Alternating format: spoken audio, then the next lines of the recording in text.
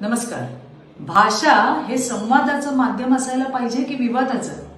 गेल्या काही महिन्यांपासून महाराष्ट्रामध्ये मराठी विरुद्ध हिंदी असा कृत्रिम वाद पेटवायचा प्रयत्न सुरू आहे.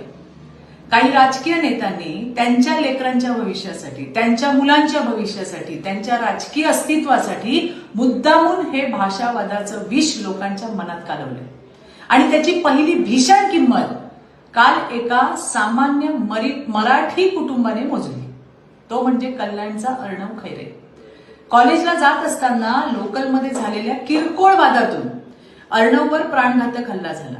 अर्णवने गर्दीतून पुढे जाण्यासाठी हिंदी भाषेतून विनंती केली आणि यावरूनच काही प्रवाशांनी त्याला बेदम मारहाण केली. अर्णव वारंवार सांगत राहिला की बाबांनो, मी मराठीच आहे, पण मग मराठी असून पण हिंदी बोलतोस, म्हणून त्याला अजून मारहाण केली. अर्णवला या सगळ्या झालेल्या प्रकाराचा इतका मानसिक धक्का बसला, म्हणजे विनाकारण अपमानास्पद वागणुकीवरून तो इतका हताश झाला की घरी परतल्यावर अर्णवने आत्महत्येसारखा अत्यंत दुर्दैवी असा निर्णय घेतला. काय होता अर्णवचा गुन्हा? काय होता? तो मराठी असून हिंदी बोलला हा? मग हे भाषाभिमानी नेत्यांची मुलं इंग्रजी माध्यमात शिकतात, परदेशी विद्यापीठात शिक्षण घेतात, ते तुम्हाला चालतं. याच नेत्यांची मुलं बॉलिवूड पार्ट्यांमध्ये जातात तेव्हा मराठीत बोलतात का? याचा विचार त्या मारहाण करणाऱ्यांनी केलाय का? झाला प्रकार फक्त हिंसेचा नाही, हा जाणून बुजून पेरल्या जाणाऱ्या भाषावादाच्या राजकारणाचा परिणाम आहे. लक्षात घ्या, मराठीचा मान राखणं आणि भाषेच्या नावावर द्वेष पसरवणं यात प्रचंड फरक आहे.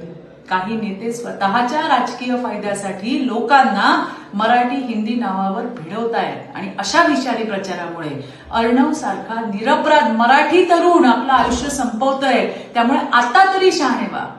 जे लोक एकीकडे भाषेच्या नावावर तुमच्या मनात विष कालवतायत, तीच सत्तांत मंडळी लांगुल चालनाचं राजकारण करताना सोयीनुसार, आपापल्या सोयीनुसार भाषाभेद विसरून एकोप्याची भाषा करतात. त्यांचा दुटप्पीपणा ओळखा.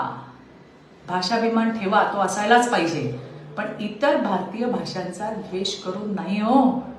इतर भारतीय भाषांचा द्वेष करून नाही. हे भाषेवरचं असुरी जे प्रेम आहे ना, थांबवा. धन्यवाद. जय हिंद, जय महाराष्ट्र.